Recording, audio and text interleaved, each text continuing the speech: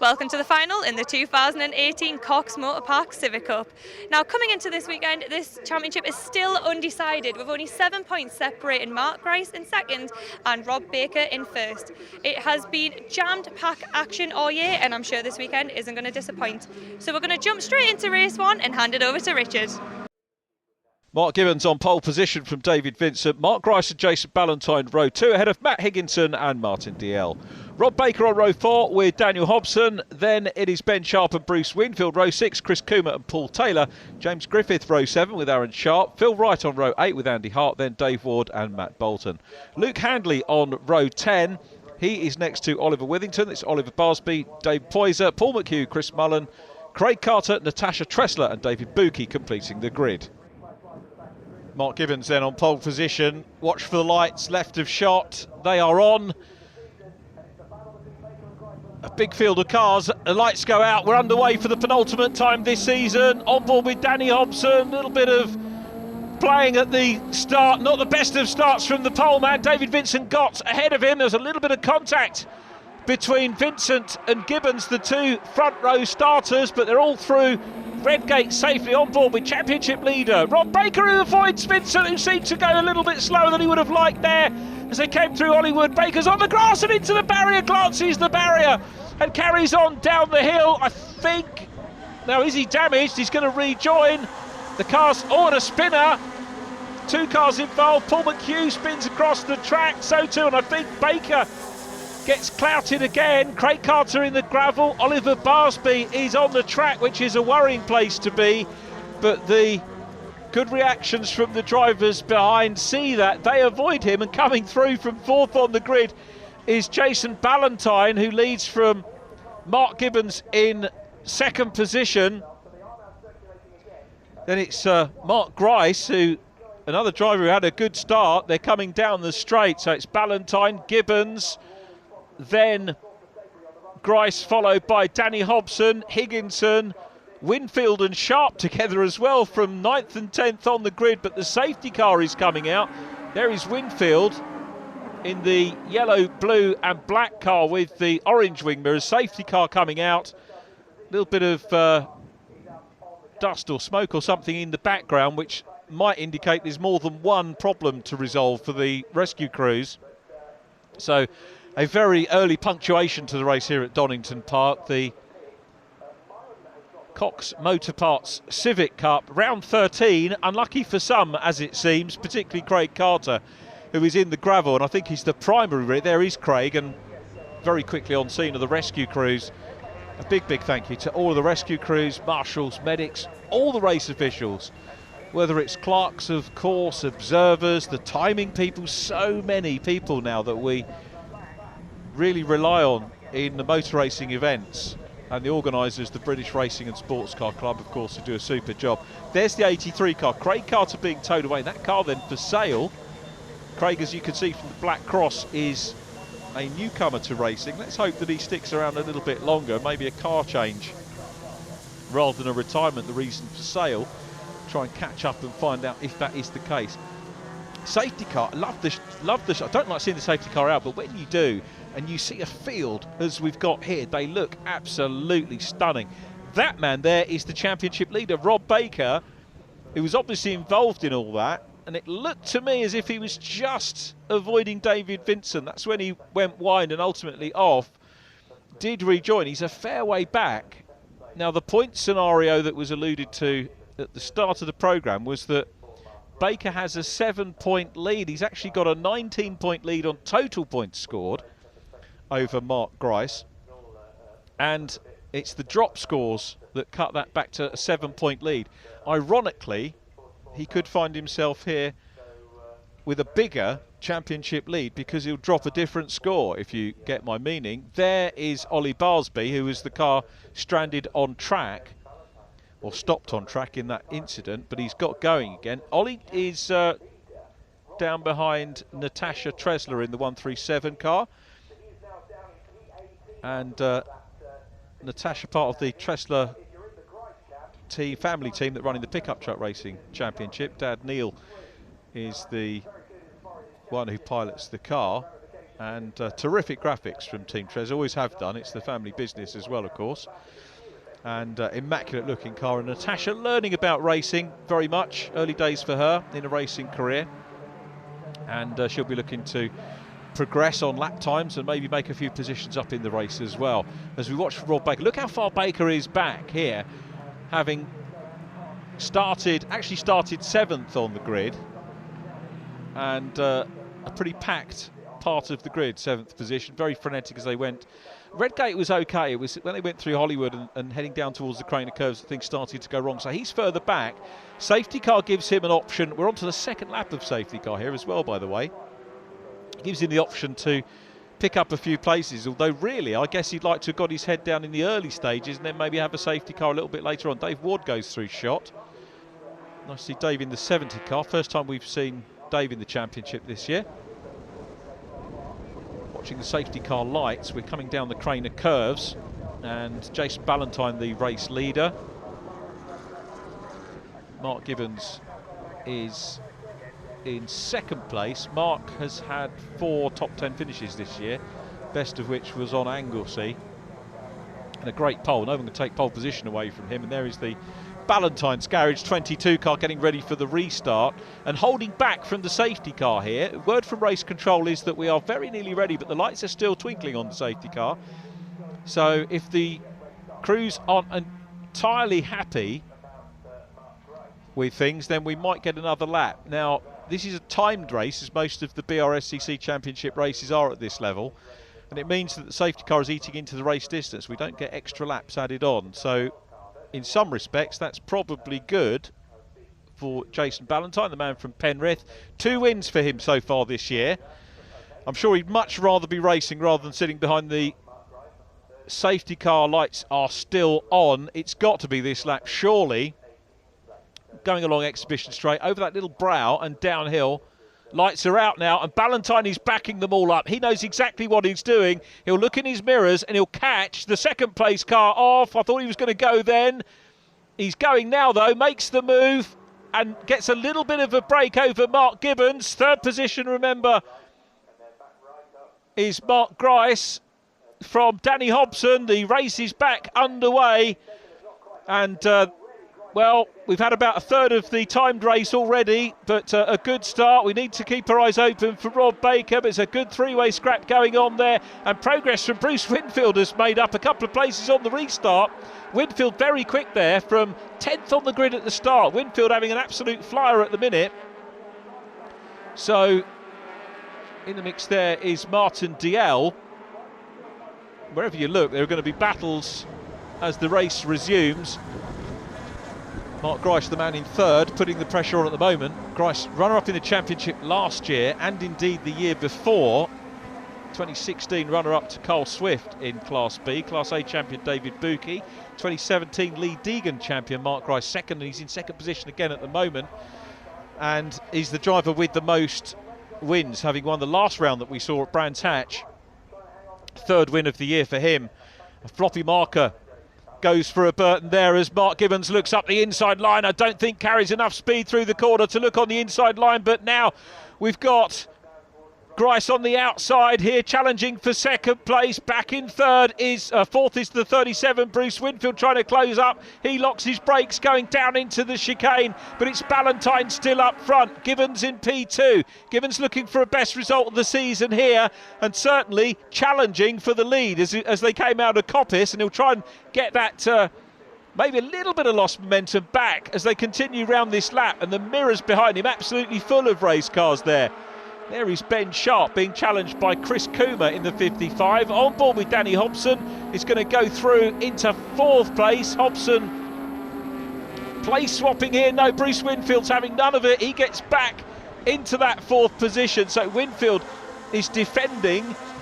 He was attacking actually before that, but now he's defending and also attacking the 34 car of Mark Grice. Blue and yellow wherever you look here, in terms of 3rd, 4th and 5th positions. And up the inside line again goes Winfield, challenging for 3rd place on Mark Grice, who's got more speed on the outside line. And coming up into the mix as well is Danny Hobson in the 25. Never mind the red arrows, it's the blue and yellow arrows here. Absolutely superb. And it looks like Bruce Winfield's got the inside run here. The way he handled Coppice there, should have enough speed exiting.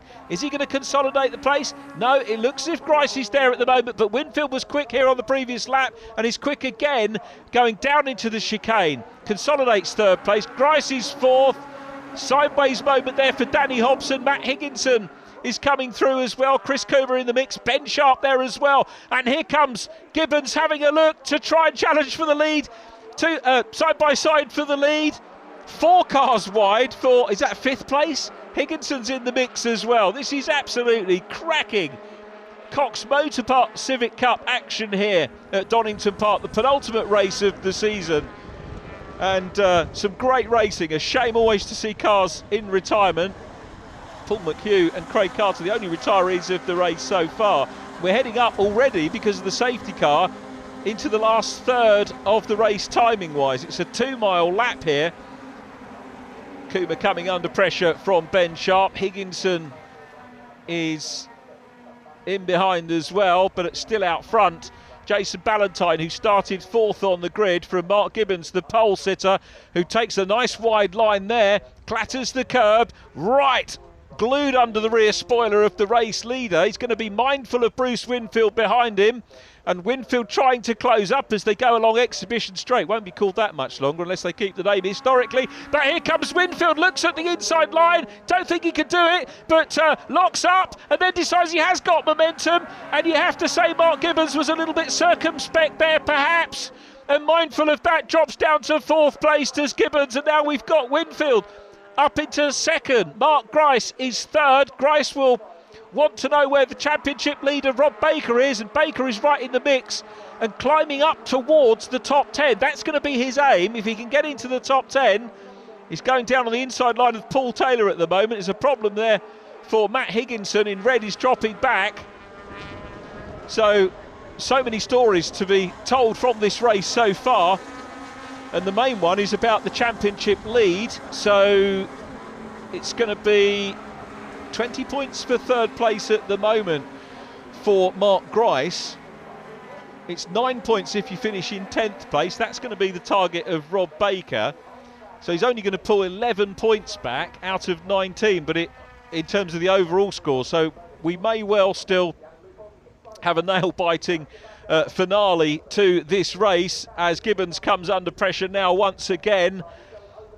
What a race this has been. It's Ballantyne still out front at the moment. 3 cars for the lead. Gibbons a little bit further adrift in 4th place now as Winfield looks down the inside line again. That scrubs off some speed as he throws the car into the chicane. Goes out wide here. Good run out of the chicane. Much smoother by Mark Grice, who goes to the outside line. The blue car now right of shot as they come down the Wheatcroft straight in towards Redgate again, and it's still Ballantyne out front. He'll be grateful for the scrapping pair behind him in 2nd place because they're keeping themselves occupied. Ben Sharp is in the mix there as well, and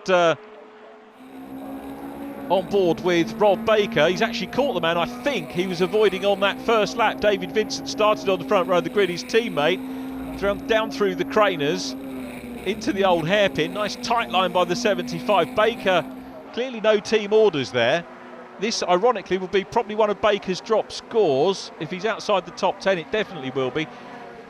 Had 2 8th places, which currently I think the scores that he drops as we watch the battle for 2nd, which is really leaving the race leader free. And Winfield coming under pressure now again from Mark Grice, who looks up the inside line. But Bruce Winfield from 10th on the grid made a lot of progress on the opening lap before the safety car, and then really got stuck in once the safety car came in after those 2 laps, and he's harrying the leader. They've caught, it's almost as if he's got a little pact going here with Mark Grice to hunt down Jason Ballantyne. Grice is challenging for 2nd, but if they can get closer, the object might be to try and get past the leader and then sort it out from there. But it's Ballantyne the leader. This, I reckon, might be the penultimate lap, and here comes Winfield down the inside, not aided or abetted by the 3rd place man. He's got his own agenda, quite rightly so. Another floppy marker goes across the track, and it's 3 cars for the lead. 4th position is Mark Gibbons, still holding out well. So frenetic, right in the mix as well. On board with James Griffith in the 27 car. Started 13th on the grid, did James. Up behind, that's Phil Wright in the 63 car. I know a Phil White who races a 63 in hot rods and pickup trucks of latter years. Top man is Phil, but Phil Wright in 63 up in the top 10 positions as well. Oh, there was a contact on the back end of the race leader's car, goes slightly awry. This is going to allow Bruce Winfield to come through with Mark Grice challenging as well. They've got Natasha Tresler, who does a super job of sticking to the outside of the track, allowing them through. And it's Grice now who is behind the 37 car. Bruce Winfield has the lead. Jason Ballantyne is down in third position. Ballantyne, who had the lead. Now, was there a nudge? Was there? Certainly we saw the car going a little bit sideways, so it's Winfield, the race leader, is going to go onto the last lap. Winfield crosses the line. Winfield, Grice, Ballantyne, Gibbons is still fighting for fourth place, but he's got Chris Coomer in front of him at the moment in white. Goodness me, Danny Hobson is in that mix as well, right behind them. Gibbons is now down into fifth place. Coomer's gone up in front of him. What a race this has been. Aaron Sharp in the 35, back on board with James Griffith here, dicing with Aaron Sharp, looks to the outside line. This is brave stuff as you come down the Craner curve. Super piece of racing, Tarmac, everybody will tell you that. But out front it's Winfield. Fastest lap incident is with Rob Baker. So Baker's got the fastest lap of the race, and we'll have to top the points up before the final race of the day, because we don't quite know exactly where Rob Baker's going to finish. But Grice is going to be second again. By the look of it, he's not really under huge pressure from Jason Ballantyne, but Jason is trying to close him down. But this one is going to be Bruce Winfield's by the look of it. Winfield, one podium so far this year. He's challenging hard, and here they come down into the chicane for the last time. We've got waved yellows and greens there. They've all respected that. But into the chicane, it is going to be Winfield, who becomes another winner in the championship. Exits the chicane, watches for the checkered flag, takes it. Winfield wins. Grice second. Jason Ballantyne is third. Back into fourth has got Mark Gibbons ahead of Chris Coomer. Then Danny Hobson. What a race to get our weekend underway. Just one more race left. Well, here's how they finished.